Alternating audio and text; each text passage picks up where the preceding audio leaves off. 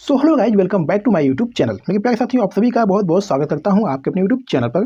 तो मेरे प्यारे साथियों, आज की इस वीडियो में हम लोग बायोलॉजी के 30 महत्वपूर्ण प्रश्नों को देखेंगे जो आपके एग्जाम में बार बार पूछे गए प्रश्न हैं। मेरे प्यारे साथियों, अगर आप रेलवे एग्जाम की तैयारी कर रहे हैं, NTPC हुआ या ग्रुप डी हुआ, तो आज का क्लास जो है आपके लिए बहुत ही शानदार होने वाला है। क्योंकि दोस्तों इस वीडियो में हम 30 महत्वपूर्ण प्रश्न लिए हैं जो आपके एग्जाम में दोस्तों बार बार पूछा गया प्रश्न है। तो पूरा वीडियो को ध्यान से देखिएगा। वीडियो पसंद आए, अच्छी लगे तो वीडियो को लाइक कर दीजिएगा और साथ ही साथ चैनल को भी सब्सक्राइब कर लीजिएगा, क्योंकि दोस्तों इस चैनल पर आपको रोजाना जो है टॉपिक वाइज क्लास कराई जाती है। ठीक है, तो चलिए साथियों, पहला प्रश्न आपके स्क्रीन पे है। दूध को दही में बदलने के लिए किस बैक्टीरिया का प्रयोग किया जाता है? दोस्तों मैं आपको बता दूं कि मेरे आंसर देने से पहले अपना एक आंसर टिक कर लीजिएगा और लास्ट में कमेंट करके जरूर बताइएगा कि आपने इस वीडियो में कितने प्रश्नों के आंसर सही किए हैं। ठीक है, चलिए कमेंट करके दोस्तों जरूर से बताइएगा। चलिए बताइएगा, दूध को दही में बदलने के लिए किस बैक्टीरिया का प्रयोग किया जाता है?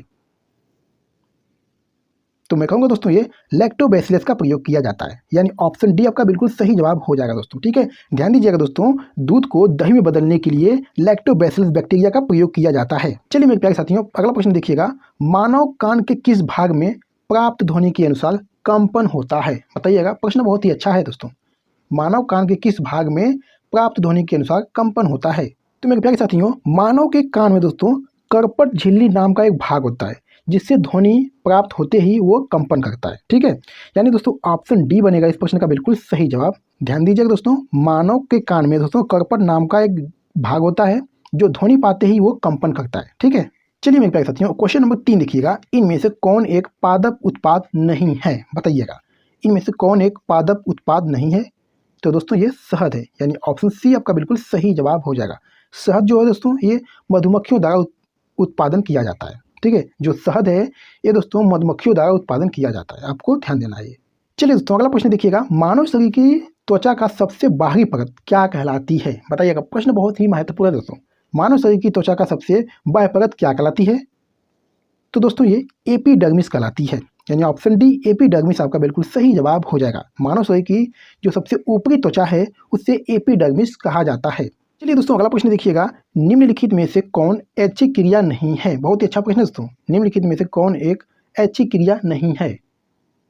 तो दोस्तों ये हृदय का धड़कना, यानी ऑप्शन बी हृदय का धड़कना आपका बिल्कुल सही जवाब हो जाएगा दोस्तों। दोस्तों हृदय का धड़कना एक ऐच्छिक क्रिया नहीं है। ऐच्छिक क्रिया दोस्तों वो होती है जो अपने हिसाब से कोई भी काम किया जाए। ठीक है, चलिए दोस्तों अगला प्रश्न देखिएगा। उच्च रक्तचाप को अति रक्तदाब भी कहा जाता है, जो किसके कारण होता है? बताइएगा, उच्च रक्तचाप को अति रक्तदाब भी कहा जाता है जो किसके कारण होता है? तो मैं कहूँगा दोस्तों ये धमनियों के संकुचन के कारण होता है। ठीक है, ध्यान दीजिएगा, धमनियों के संकुचन के कारण होता है, यानी ऑप्शन डी आपका बिल्कुल सही जवाब हो जाएगा। देखिए दोस्तों ये प्रश्न आपके RRB ग्रुप डी 18/9/2022 के फर्स्ट शिफ्ट में पूछा गया प्रश्न है। ठीक है, चलिए नेक्स्ट क्वेश्चन है सर जगदीश चंद्र बोस द्वारा, ठीक है दोस्तों ध्यान दीजिएगा, सर जगदीश चंद्र बोस द्वारा पौधों में वृद्धि को मापने हेतु निर्मित उपकरण का नाम क्या है? बताइएगा, इस प्रश्न का सही आंसर क्या बनेगा? सर जगदीश चंद्र बोस द्वारा पौधे में वृद्धि को मापने हेतु निर्मित उपकरण का नाम क्या है? तो दोस्तों ये किस्कोग्राफ है, यानी ऑप्शन सी किस्कोग्राफ आपका बिल्कुल सही जवाब हो जाएगा दोस्तों। ठीक है, किस्कोग्राफ द्वारा दोस्तों पौधों में वृद्धि को मापने हेतु प्रयोग किया जाता है। ठीक है दोस्तों, किस्कोग्राफ जो है ये पौधों की वृद्धि मापने के लिए प्रयोग किया जाता है। चलिए नेक्स्ट क्वेश्चन है डिओडेनम किसका भाग है? बताइएगा, डिओडेनम किसका भाग है? तो दोस्तों ये छोटी आंत का भाग है। ठीक है, डिओडेनम जो है ये छोटी आंत का भाग है, यानी ऑप्शन ए आपका बिल्कुल सही जवाब हो जाएगा। चलिए नेक्स्ट क्वेश्चन देखिएगा। पौधों द्वारा प्रोटीन और अन्य यौगिकों के संश्लेषण में किस आवश्यक तत्व का उपयोग किया जाता है? बताइएगा, पौधों द्वारा प्रोटीन और अन्य यौगिकों के संश्लेषण में किस आवश्यक तत्व का उपयोग किया जाता है? तो दोस्तों ये नाइट्रोजन का उपयोग किया जाता है, यानी ऑप्शन सी नाइट्रोजन आपका बिल्कुल सही जवाब हो जाएगा। ठीक है, चलिए नेक्स्ट क्वेश्चन है प्रकाश संश्लेषण की प्रक्रिया के दौरान निम्नलिखित में से किसका उत्पादन अपशिष्ट उत्पाद के रूप में होता है? बताइएगा, प्रकाश संश्लेषण की प्रक्रिया के दौरान निम्नलिखित में से किसका उत्पादन अपशिष्ट उत्पाद के रूप में होता है?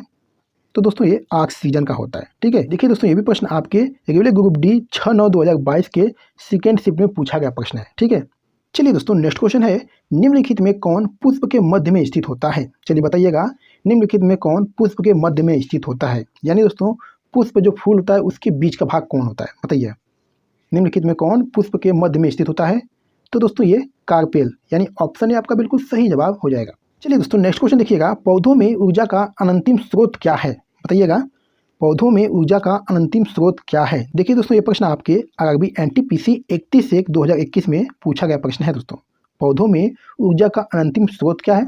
तो मैं कहूँगा दोस्तों ये सूर्य का प्रकाश है, यानी ऑप्शन ए सूर्य का प्रकाश बिल्कुल सही जवाब हो जाएगा। चलिए नेक्स्ट क्वेश्चन है, भ्रूण को एक विशेष ऊतक की सहायता से माँ के रक्त से पोषण प्राप्त कहाँ होता है? चलिए बताइएगा, किस जगह भ्रूण को एक विशेष ऊतक की सहायता से माँ के रक्त से पोषण प्राप्त होता है? तो दोस्तों ये गर्भनाल में होता है, यानी ऑप्शन ए आपका बिल्कुल सही जवाब हो जाएगा। चलिए नेक्स्ट क्वेश्चन देखिएगा, हमारे शरीर में ऊर्जा प्रदान करने के लिए निम्नलिखित में से कौन सा O2 से जुड़ता है? बताइएगा, हमारे शरीर में ऊर्जा प्रदान करने के लिए निम्नलिखित में से कौन सा O2 से जुड़ता है?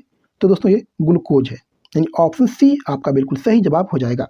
चलिए मेरे प्यारे साथियों, क्वेश्चन नंबर 15 देखिएगा, जलीय प्राणी जैसे मछलियाँ अपशिष्ट का उत्सर्जन इनमें से किस रूप में करती हैं? बताइएगा, जलीय प्राणी जैसे मछलियाँ हैं, ये अपशिष्ट का उत्सर्जन इनमें से किस रूप में करती हैं?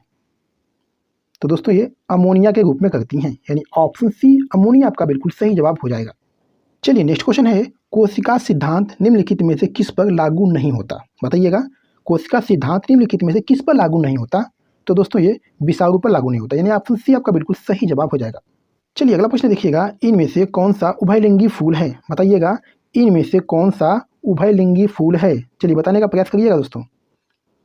तो दोस्तों मैं कहूँगा ये सरसों का फूल जो है ये उभयलिंगी फूल है, यानी ऑप्शन डी आपका बिल्कुल सही जवाब हो जाएगा। जो उभयलिंगी फूल है ये सरसों का फूल है।